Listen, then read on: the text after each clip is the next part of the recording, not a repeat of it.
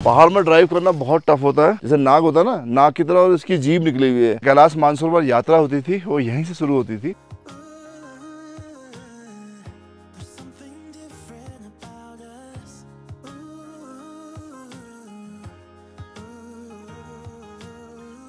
Hey guys, welcome back to my channel Adventure with Boy Vyas। कल हम लोगों ने नेपाल एक्सप्लोर किया, नेपाल में ऑफ रोडिंग करी, ऑफ रोडिंग ट्रैक पे गए थे तो बहुत एंजॉय किया गाइस। रात हम फिर वापस धारचूला आ गए थे। आज हम लोग जा रहे हैं स्वामी नयन आश्रम, जिसमें हमें रास्ते में पड़ेगा तवा घाट, सोबला और सोसा, पांगो और कई छोटे छोटे विलेजेस पड़ेंगे। तो आइए एक्सप्लोर करते हैं अपने खूबसूरत उत्तराखंड को।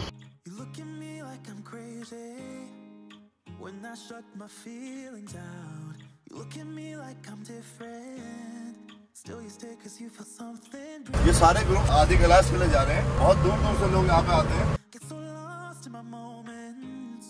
बीच बीच में यहाँ पे रोडें ब्लॉक हो जाती है क्योंकि काफी काम चल रहा है रोडों का। आगे मशीन काम कर रही है तो हम लोगों को यहाँ पे रोका गया है। पूरा 1 घंटा हो गया हमें यहाँ फंसे हुए। काफी काम चल रहा है यहाँ पे, रोड चौड़ी हो रही है तो रोड पर कटिंग का काम चल रहा है तो पूरा ट्रैफिक बंद है। सामने वाले जो पहाड़ हैं ये नेपाल के हैं। कल ही रोड से हम ट्रेवल कर रहे थे। सामने वाली जो रोड है, कल वहाँ से यहाँ दिख रहा था, आज हम यहाँ से वहाँ देख रहे हैं। यहाँ से तकरीबन 18 किलोमीटर हमारा तवा घाट है।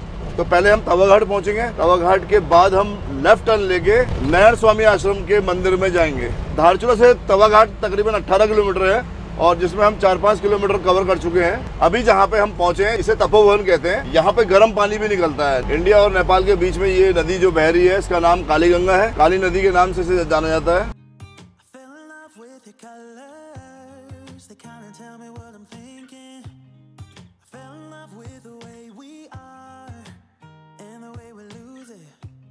तो दोस्तों तवा घाट से हम लेफ्ट कट गए थे। अब हम लोग जाएंगे छिरगिला। छिरगिला पे एक हाइड्रो प्रोजेक्ट बना हुआ है, एक डैम बना हुआ है जो बिजली पैदा करता है। ये 90,000 करोड़ की लागत से ये डैम बनाया गया था। हम लोग उसी रूट से निकलेंगे और ये जो डैम है ये गोरीगंगा नदी पे बनाया गया हुआ है। हमारा रूट वही है। हम उसी रूट से डैम को क्रॉस करते हुए आगे जाएंगे टुवर्ड सोबला। हम लोग पहुंच चुके हैं छिरगिला।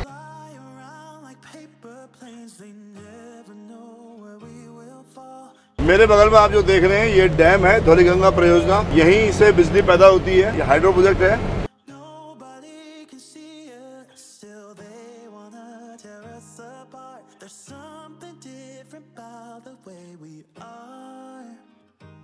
तो दोस्तों जहाँ मैं खड़ा हूँ यहाँ पे एक डैम बना हुआ था। ये बात है 1999 की। तो मैं भी इस प्रोजेक्ट में यहाँ पे आया था। मैंने भी अपनी सेवाएं इस डैम के लिए दी हैं। तो तकरीबन 4-5 साल हम लोग यहाँ पे थे। लेकिन वो समय हमारा सीखने का था। मैंने बहुत कुछ यहाँ से एक्सपीरियंस लिया, बहुत कुछ सीखा। उस पीरियड में बहुत टफ होता था यहाँ पे काम करना क्योंकि यहाँ पे इतनी सुविधाएं नहीं थी। तो बड़ी दिक्कतें भी आई लेकिन डट के उन दिक्कतों का सामना किया और इस प्रोजेक्ट को बनाने में योगदान दिया अपना भी।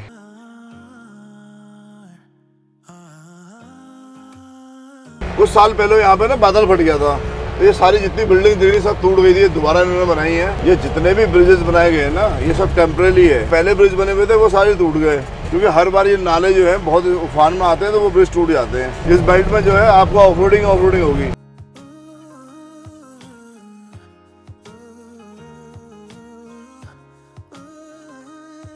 हम लोग पहुंच गए हैं कंजोती और कंजोती पे एक रेस्टोरेंट है। यहाँ पे हम लोग खाना खाएंगे। सो हम लोग कर रहे हैं यहाँ पे लंच और इसके बाद निकलेंगे नयन आश्रम। पांगो सोसा होते हुए जा रहे हैं नयन आश्रम। तो ये ब्रिज हमें क्रॉस करना है। स्ट्रेट चलेगी अपना पंचाचूली का।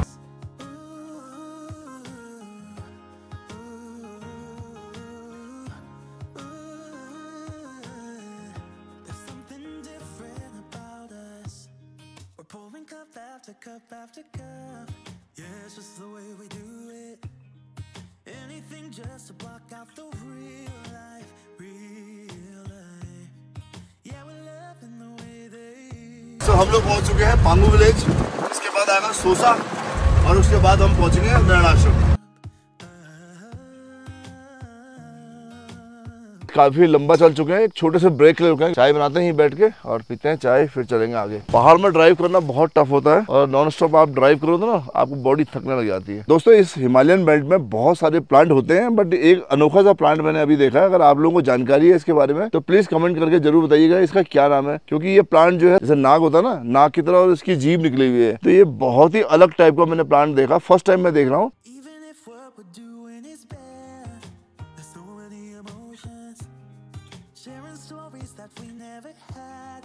ये देखो मन्नू भाई की चाय, चुस्ती फुर्ती आ जाएगी और थकान खत्म हो जाएगी।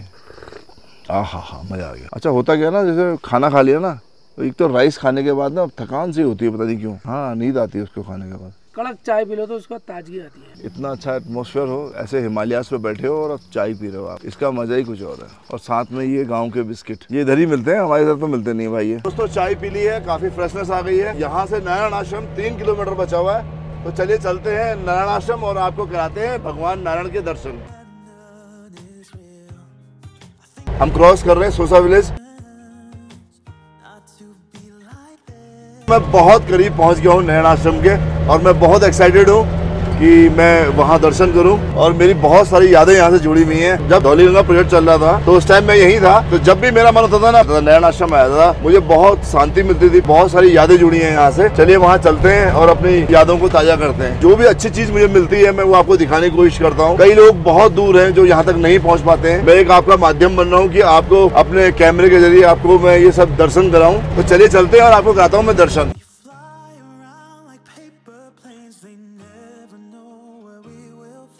सो दोस्तों इस वक्त हम हैं समुद्र तल से 8969 फीट की हाइट पे, और काफ़ी हाइट पे हम लोग हैं। काफ़ी ठंडा यहाँ पे होने लग गया है। चलते हैं आश्रम में और करते हैं भगवान नारायण के दर्शन।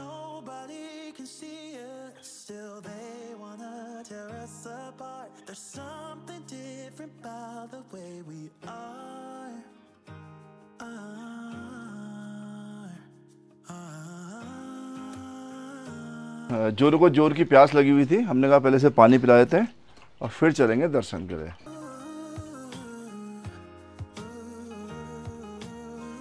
एक बहुत इंपॉर्टेंट चीज मैं आपको बताऊं, पहले जो कैलाश मानसरोवर यात्रा होती थी वो यहीं से शुरू होती थी। जो लोग कैलाश मानसरोवर यात्रा के लिए जाते थे वो यहाँ रात स्टे करते थे। उसके बाद ये द्वार होता था, तब रोडें नहीं होती थी, इसी द्वार से निकलते थे और पैदल पैदल पैदल कैलाश मानसरोवर यात्रा के लिए जाते थे। लेकिन आजकल कैलाश मानसरोवर यात्रा बंद कर दी गई है। चाइना ने जाने को जाते हैं लेकिन नेपाल के रास्ते जा रहे हैं।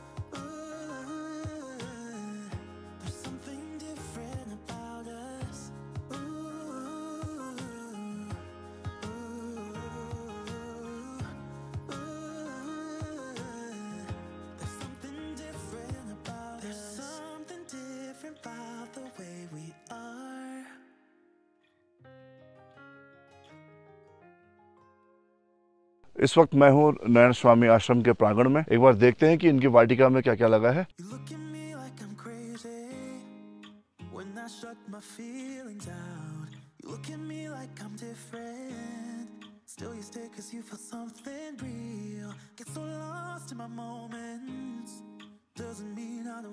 चलिए मंदिर के दर्शन कर लिए हैं, अब चलते हैं बाहर म्यूजियम में।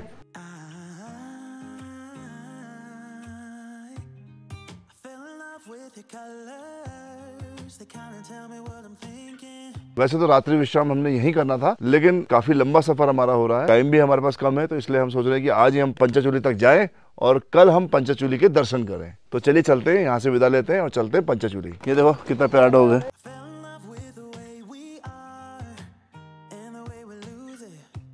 तो चलिए चलते हैं पंचचूली के लिए।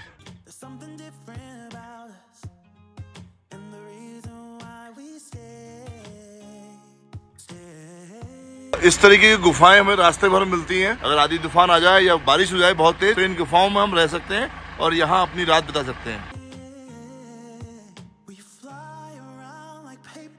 नारायण आश्रम से हम लोग नीचे आ चुके हैं, तो यहाँ से हमने राइट टर्न लेना है और जाना है टूवर्ड्स पंचचूली। तकरीबन 3 घंटे यहाँ से हमें और लगेंगे।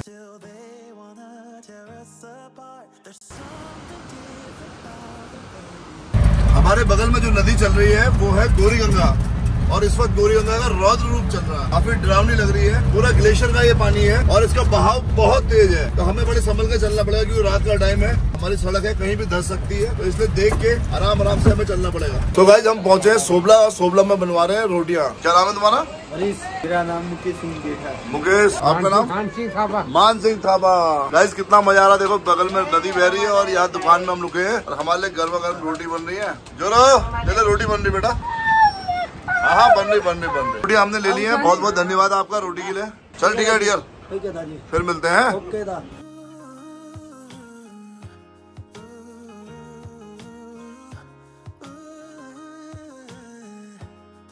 बहुत सारे फॉल है इस रास्ते में जो हमारे ऊपर से निकलते हैं, पानी गिरता है। तो अभी एक ऐसा ही फॉल है जिसपे मैंने गाड़ी लगाई अपनी, मेरी गाड़ी अपने आप वॉश हो रही है। बट बहुत रिस्की भी रहते हैं, कभी इसमें पत्थर भी आते हैं, तो बहुत संभल के हमें ये सब करना पड़ेगा। मन्नू भाई ना, ये सारा पानी जितना भी है ग्लेशियर का पानी है, ये ग्लेशियर पिघल के आ रहे हैं सारे, पूरे ग्लेशियर सारा ग्लेशियर रहेगा। आप हाथ लगाओगे ना आपका हाथ जम जाएगा। नहीं मुझे नहीं लगाना है, चलो आगे। तो दोस्तों इस वक्त हम रुके हैं उर्तू में, तो सैलाल लोगों का ये गाँव है। तो रात यहाँ पहुंचे थे, तो यहाँ हमारी आंटी मिल गई हमें, तो हम लोग चाय पी रहे हैं। Thank you aunty. आंटी चाय में मजा आ गया। ये पत्थर देखो कैसे टिका हुआ है, पूरा पत्थर हवा में टिका हुआ है चट्टान से नीचे को, कोई बेस नहीं है इसमें ना। कितना रिस्क है यार।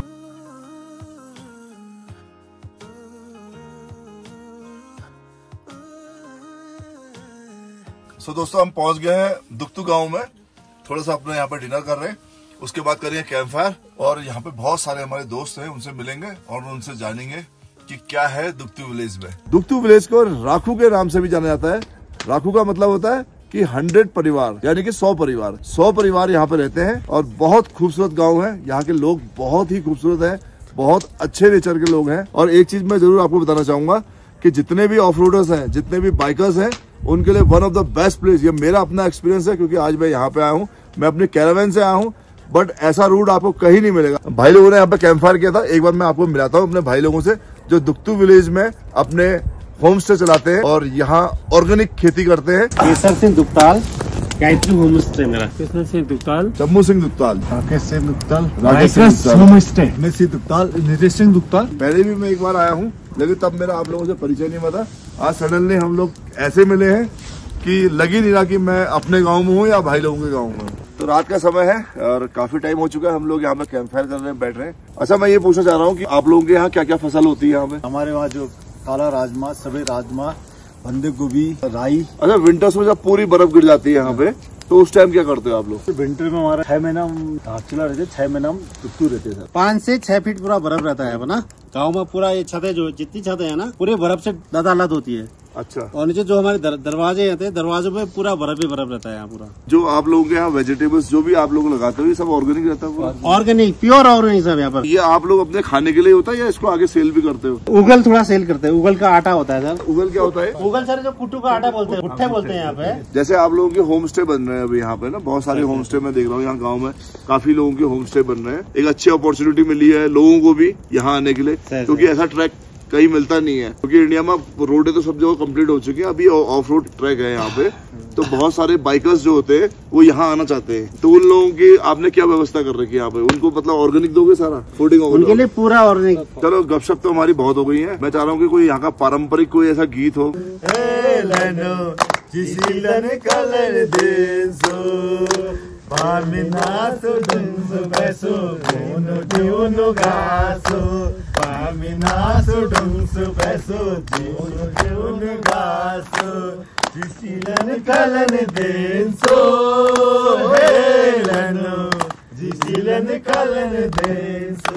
तो कल करेंगे हम यहाँ का ऑर्गेनिक लंच, क्या क्या यहाँ पे होता है, कैसा कल्चर यहाँ का है, कैसी फूडिंग यहाँ की है, ये सब ट्राई करेंगे कल हम लोग। दोस्तों सुबह जाएंगे हम अपने ट्रैक पे।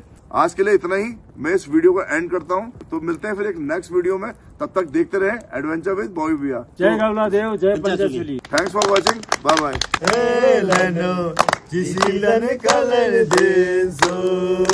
Parminaso, dunso, beso, uno de uno gaso.